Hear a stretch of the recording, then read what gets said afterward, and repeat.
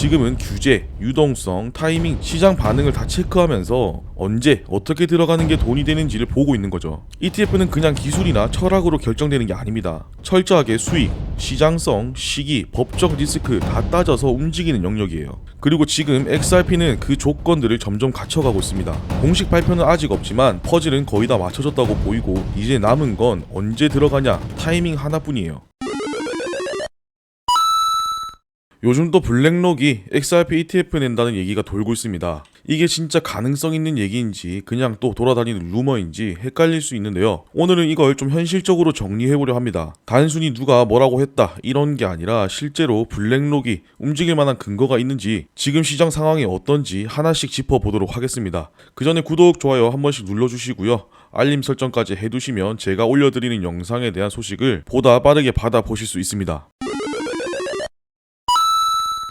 일단 최근에 다시 돌고 있는 루머부터 짚고 가겠습니다. 블랙록이 XRP ETF를 준비 중이라는 말이 또 나오고 있어요. 이런 얘기 사실 처음은 아니죠. 작년 11월에도 가짜 ETF 신청서가 나오면서 한바탕 소란이 있었고 그 전부터도 계속 블랙록이 XRP ETF 낸다는 말은 돌았어요. 근데 요즘 이 얘기가 또 나오는 건 몇 가지 상황이 동시에 벌어지고 있기 때문인데 먼저 첫 번째는 블랙록의 움직임이에요. 최근에 블랙록이 비트코인 ETF로 엄청난 성과를 냈고 이더리움 ETF도 내긴 했죠. 그런데 이더리움 쪽은 비트코인만큼은 아닙니다. 수익률도 덜하고 자금 유입도 상대적으로 약해요. 그러다 보니 이제 시장에서는 그 다음은 뭐냐 이 얘기가 나오는 겁니다. 그러면 후보가 뭐가 있을까요? 솔라나, 도지, XRP? 여기서 XRP가 다시 주목받는 이유는 실적 때문입니다. XRP는 2022년 저점 이후 1000% 이상 상승했어요. 최근 1년 기준으로 보면 527%가 올랐고요. 같은 기간 비트코인은 47%, 이더리움은 오히려 마이너스 9%입니다. 시장에서 실제로 수익이 났던 종목이 어디였는지 보면 XRP가 제일 눈에 띄는 거죠.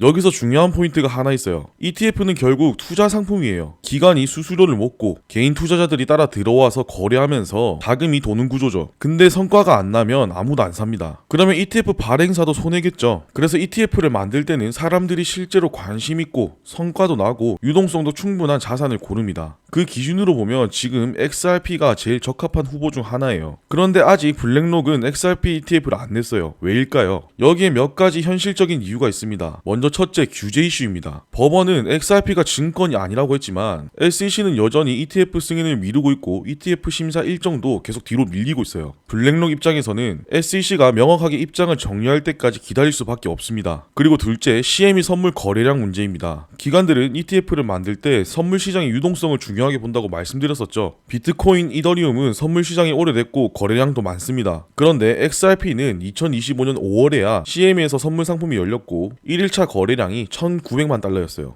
의미 있는 출발이긴 했지만 기간이 바로 움직이기엔 조금 더 데이터가 필요한 상황입니다. 다음 셋째는 유동성 문제입니다. XRP 자체 유동성은 강한 편이지만 ETF 수준으로 안정적인 유동성을 유지할 수 있느냐는 별개예요. ETF는 수백억, 수천억 단위 자금이 들어오기 때문에 이걸 감당할 수 있는 시장 규모와 안정성이 필요한데 XRP는 아직 좀 더 검증이 필요하다는 평가가 있어요. 마지막 넷째, 타이밍 전략입니다. 지금 XRP ETF 신청은 블랙록보다 먼저 움직인 곳들이 있어요. 그러면 블랙록은 오히려 그 반응을 지켜보고 SEC가 어떻게 판단하는지 본 다음에 더 유리한 시점에 들어오려 할 수도 있습니다. 실제로 ETF 시장에서는 이렇게 늦게 들어가고 크게 먹는 전략이 흔합니다. 근데 여기서 흥미로운 장면이 하나 있어요. 2024년에 있었던 인터뷰에서 블랙록 CEO 레리 핑크한테 이런 질문이 나왔습니다. 이더리움도 ETF를 냈는데 XRP ETF는 낼 거냐? 그때 레리 핑크가 뭐라고 했냐면 그건 말할 수 없다고 했어요. 한번 볼까요? Will you do another ETF? How about an XRP ETF? I know you got Ether out there. How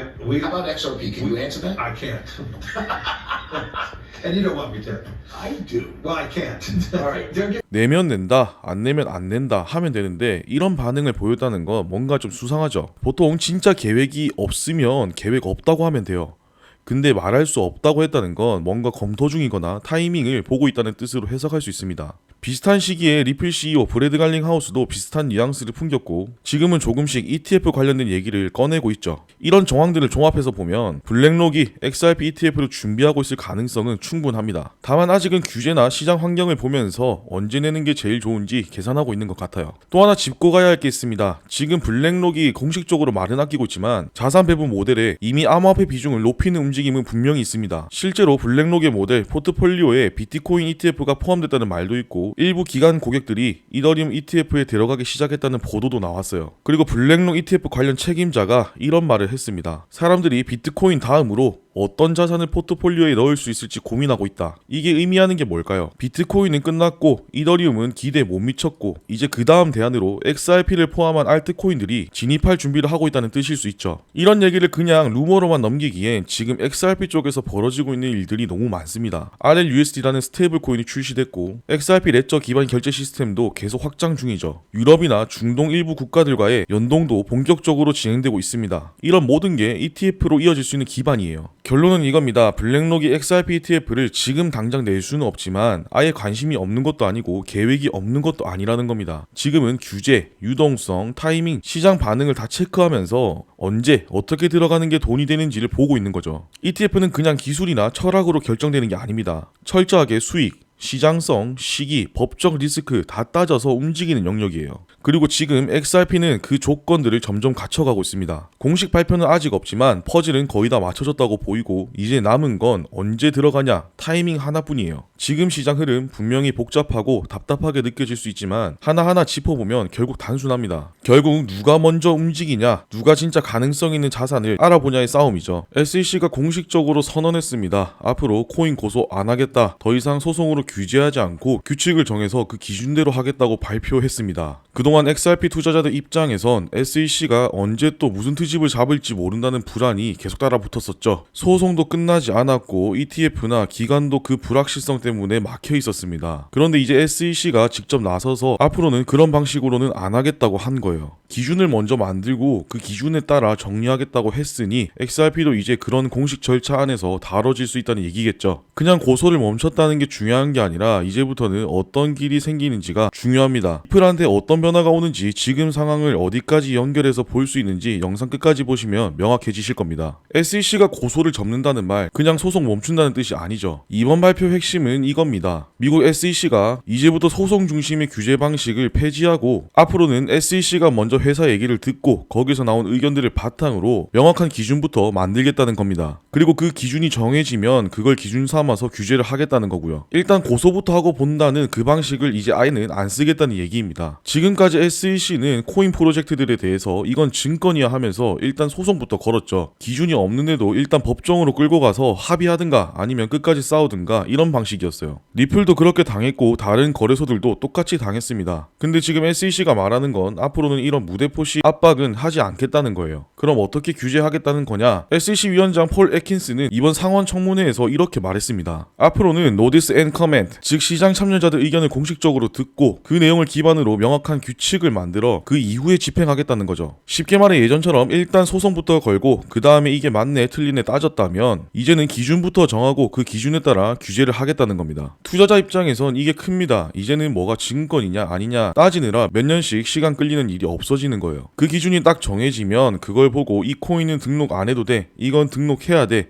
이렇게 확실하게 구분이 된다는 얘기죠. 이 뉴스가 왜 리플에게 그렇게 큰 영향이냐? 리플은 지금까지 4년 동안 SEC랑 피 터지게 싸웠습니다. SEC는 처음부터 XRP가 증권이라고 주장했고 리플 입장에선 XRP는 유틸리티 기반 디지털 자산이고 증권이 아니다라고 맞섰습니다. 법적 판결이 일부 나왔지만 완전히 끝나지 않았던 상황에서 이번 SEC 발표는 이런 의미를 가집니다. 우린 이제 이런 방식의 싸움 자체를 하지 않겠다. 그럼 리플 입장에서 뭐가 남죠? 남은 건 제도권 진입밖에 없습니다. 앞으로는 리플이 규칙에 맞춰서 ETF든 뭐든 추진하면 되는 거고 SEC가 추가로 딴지 걸 명분이 사라졌어요. XRP가 제도권으로 들어갈 수 있는 막힌 벽 하나가 무너졌다는 뜻입니다. 사실 저는 이번 발표가 나오고 나서 변화가 생기기까지 시간이 좀 걸릴 줄 알았는데 SEC 쪽에서 곧바로 액션을 보였습니다. 바로 바이낸스에 대한 소송을 철회했어요. 바이낸스는 2023년에 자산 유용, 거래량 부풀리기, 미등록 거래소 운용 등의 혐의로 SEC한테 소송을 당했었죠. 그런데 이번에 그걸 전격 철회했습니다. 그리고 SEC 내부위원 헤스터 피어스가 이건 면제부가 아니라 기준부터 만들겠다는 전략이라고 해명했어요. 여기서 포인트는 불명확한 상태에서 규제했다는 걸 인정한 셈이란 인정하는 겁니다. 이건 그냥 바이낸스만의 이슈가 아니라 SEC 전체가 자기들의 방식이 틀렸음을 인정한 걸로 볼 수 있겠죠. 규칙에 이어서 조직도 많이 바뀌게 됩니다. 먼저 암호화폐 관련 담당 부서였던 전략혁신허브, 이 부서를 없애겠다고 발표했어요. 이게 무슨 의미냐면 이제 암호화폐는 특수 케이스가 아니라 SEC 전체가 다뤄야 하는 본류 산업이라는 의미입니다. 즉 코인을 더 이상 변두리 취급하지 않겠다는 의미고, 이 시장은 무시 못할 시장이라는 걸 내부적으로도 인정한 거예요. 이 뉴스가 발표되자마자 비트코인뿐만 아니라 시장 전체가 전반적으로 상승했습니다. 특히 XRP는 리플이 그동안 SEC 때문에 기관 투자자 접근, ETF, 유동성 확대 같은 핵심 요소에서 계속 발목이 잡혔기 때문에 이번 뉴스가 그 막힌 걸 풀어주는 효과가 강하게 작용했을 거예요. SEC가 왜 이렇게 바뀌었냐? 바로 폴 애킨스 때문이죠. 2002년부터 2008년까지 SEC 위원으로 있었고 민간에서는 디지털 자산 업계 규범을 만들던 사람입니다. 이번에 새로 위원장이 되자마자 이런 대대적인 전환을 발표한 이유는 분명합니다. 지금 SEC가 너무 정치적으로 움직이고 있고 그게 오히려 시장 흐름을 더 꼬이게 만들고 있다는 거죠. 기준도 애매하다 보니까 자본이 제대로 못 들어오고 있다는 지적도 했고요. 결국 중요한 건 정치가 아니라 투자자를 제대로 보호하는 거다, 이 얘기를 하는 겁니다. SEC가 왜 존재하느냐? 시장을 흔드는 게 아니라 투자자를 지키라고 있는 조직이라는 걸 다시 강조한 거죠. 참고로 이번 기사 말미에 한국 상황도 간단히 언급됐습니다. 2025년 1분기 기준으로 국내 주요 5개 가상자산 거래소에서 달러랑 1대1로 연동된 스테이블 코인들, 그러니까 USDT, USDC, USDS 이 세 가지가 거래된 규모가 총 57조 원이 넘었습니다. 그 중에서도 압도적으로 많았던 건 당연히 USDT, 테더였고요. 전체의 80% 이상을 차지했고 그 다음은 USDC, 그리고 USDS는 거의 거래량이 없을 정도로 미미했습니다. 이게 중요한 이유는 미국에서 어떤 규제가 정립되느냐에 따라 스테이블 코인 흐름이 한국에도 그대로 영향을 주기 때문이에요. 자, 오늘 내용 한번